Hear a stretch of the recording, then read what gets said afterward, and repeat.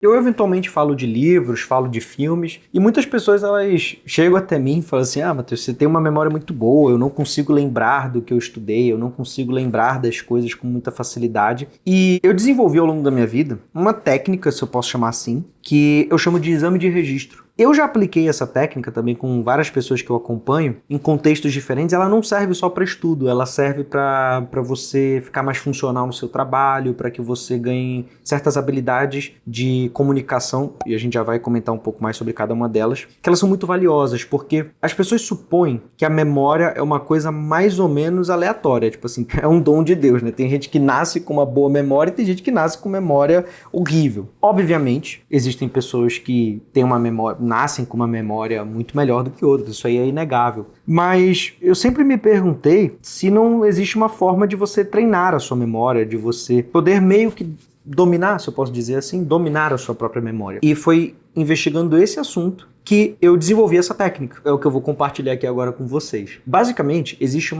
uma relação muito próxima entre duas capacidades humanas, duas faculdades humanas, duas habilidades, vamos dizer assim, que é a atenção e a memória. Existem algumas formas de você perceber isso na prática. Uma delas é muito simples, é você pegar um objeto que você não tem muito contato no dia a dia. Então, procura aí, no ambiente que você está, um objeto que você não tem muito contato no dia a dia. Olha para ele por 10 segundos e fecha os olhos.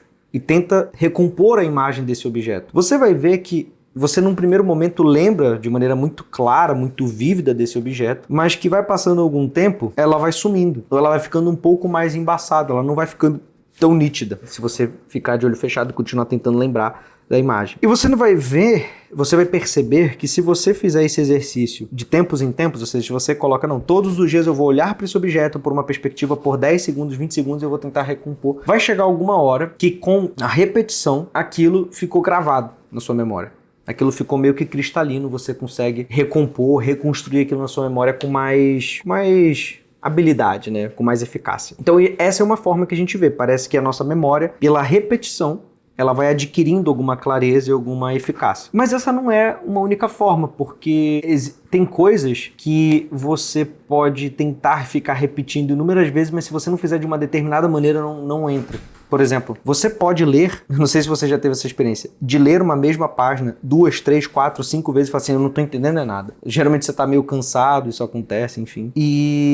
Ou seja, tem realidades da vida que elas demandam um grau de atenção que não é apenas física e sensorial, como é o caso do exercício que a gente propôs. E que se você não tiver um determinado tipo de atenção, você não vai criar o registro. Porque quem cria o registro da memória é justamente essa nossa atenção, como esse exercício bem simples ali demonstra pra gente. E é curioso, porque as nossas experiências, as coisas que a gente gosta, elas parecem que elas têm uma atenção espontânea, né? Então, por exemplo, se você faz uma viagem, você não tem muita dificuldade para lembrar de coisas dessa viagem. A não ser que vá passando, sei lá, já passou alguns anos e você começa a confundir algumas coisas, mas você faz a viagem, dá 2, 3, 4 semanas, você encontra com amigos seus e você começa a contar como foi a viagem, você lembra com muita tranquilidade. Mas muitas vezes o livro que você tentou ler ontem, o comando que alguém no trabalho te deu ontem, você esqueceu 1 hora, 2 horas depois, né? Então a gente percebe que realmente certas coisas da vida, elas demandam um tipo de atenção diferente. E que por isso mesmo elas não criam uma memória, elas não criam uma resposta da nossa memória para ela. E foi observando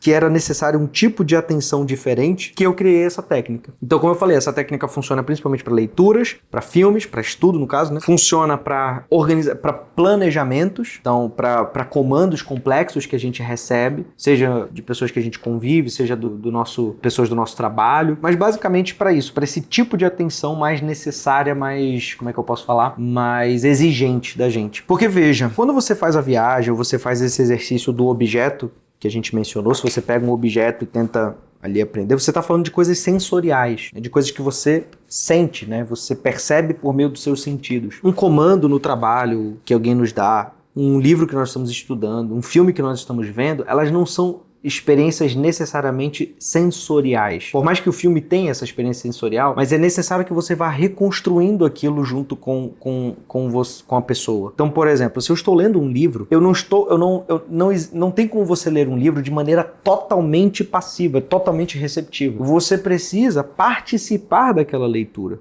Você precisa reconstruir o caminho que aquele autor está percorrendo. Se você está lendo um livro de ficção, você precisa reconstruir o cenário. Se você está lendo um livro teórico, você precisa reconstruir os argumentos, buscar equivalências, buscar exemplos concretos do que ele está falando. Então, a leitura, o estudo, ou, como a gente está falando, alguém que pede alguma coisa da gente, elas exigem uma postura também ativa. E por isso que é diferente dos outros tipos de atenção. Essas outras atenções, elas também precisam, mas exige muito menos a nossa postura ativa, né? Elas são muito mais reativas, a gente de maneira muito mais receptiva vai vendo aquilo. E a melhor forma de você aprender a fazer esse movimento de ter uma postura ativa é você executar essa postura ativa. Parece meio óbvio, e de fato é meio óbvio, mas é assim mesmo. Então, como é que funciona na prática? Vamos dar um exemplo. Você vai ler um livro, você vai botar ali. Você imagina que você está lendo um livro, aí você pegou ali, o livro tem 10 páginas do capítulo. Você vai ler as 10 páginas, você botou lá, você vai ler durante 20, 30 minutos, você vai ler, ou você não colocou um tempo específico, não sei como é que você organiza aí, mas você leu as 10 páginas lá do capítulo. Você vai reservar um tempo depois para recontar para você o que você leu. Ou seja, se você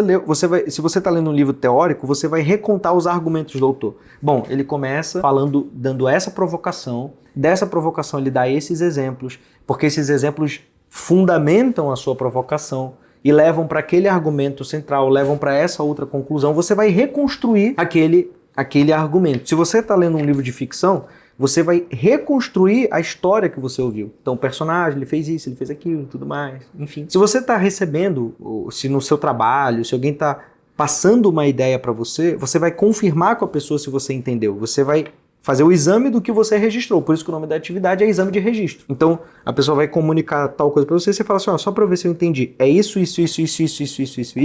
Aí ela vai falar, é perfeitamente isso. Quando você começar a praticar esse exercício do exame de registro, você vai perceber na prática lapsos. Então, fazendo o exemplo do livro, o autor começa descrevendo isso e isso, aí depois eu não lembro o que aconteceu aqui, daqui já vai para cá. Então, você vai percebendo justamente onde faltou, onde houve um salto dessa sua postura ativa de reconstrução com aquela atividade. E essa é a melhor forma de você examinar a sua atenção devida para essas atividades. Existe meio que um hack, né, vamos botar assim, um macete, que é muito funcional. Por exemplo, muitos alunos, muitas pessoas que participam do nosso grupo Sei Saber, e eu também percebo isso na minha vida, percebem que as experiências dos livros e filmes que nós já debatemos, analisamos ali dentro, conversamos, foram muito mais impactantes do que livros que elas leram sozinhas. E sempre vai ser assim. Porque o que em tese nós fazemos no Sei Saber, né? Em tese não, o que nós fazemos na prática? Nós pegamos um livro e nós lemos ali, nós combinamos, olha, nós vamos ler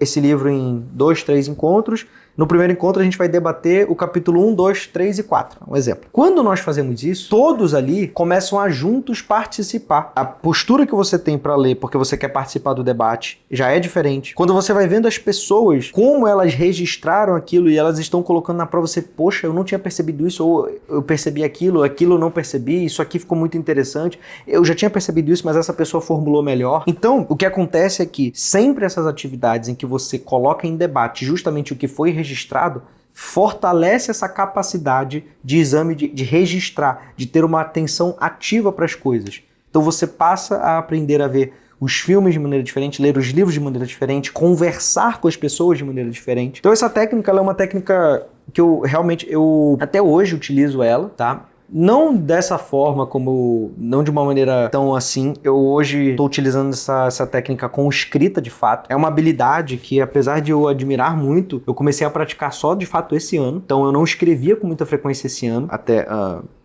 na minha vida, e esse ano eu passei a escrever com mais frequência. E eu percebi, eu tava até conversando ontem com alguns amigos meus, a Carol e o Ataliba, eu tava conversando com eles e eu falei, meu Deus do céu, eu não tinha noção do quanto que você escrever organiza de fato os seus pensamentos. Eu já sabia disso porque eu já tinha visto essa ideia inúmeras vezes, eu já sabia disso enquanto ideia, mas eu não sabia disso enquanto experiência minha. Isso de fato é absurdo, assim, a minha capacidade de organização dos meus pensamentos, do que eu tô estudando e tudo mais, melhorou absurdamente. Então, isso é como se fosse um plus do exame de registro, porque você está digerindo, está não apenas recriando só mentalmente, mas recriando também na realidade, né? Então, assim, é uma técnica que vale muito a pena, tá? Aqui na descrição, Como todos os nossos vídeos, eu vou deixar também materiais úteis para isso, para vocês. Ali alguns bullet points ali para você praticar, para você não esquecer como é que funciona o centro da técnica. Não é um exercício muito complexo, tá? É um exercício, é uma técnica bem simples, no fundo, mas não se enganem, não é porque é simples que ela não tem resultado, ela tem muito, muito resultado, confie em mim. Basicamente, é você recontar o que você recebeu. A informação que você recebeu, você vai recriar para ver se você está recriando corretamente, porque o registro, ele depende, o registro na memória depende necessariamente da atenção, do tipo de atenção que você empregou para aquele objeto. E certos objetos exigem por si um tipo de atenção específica. É isso, meus amigos. Fiquem com Deus e até o nosso próximo vídeo. Tchau, tchau.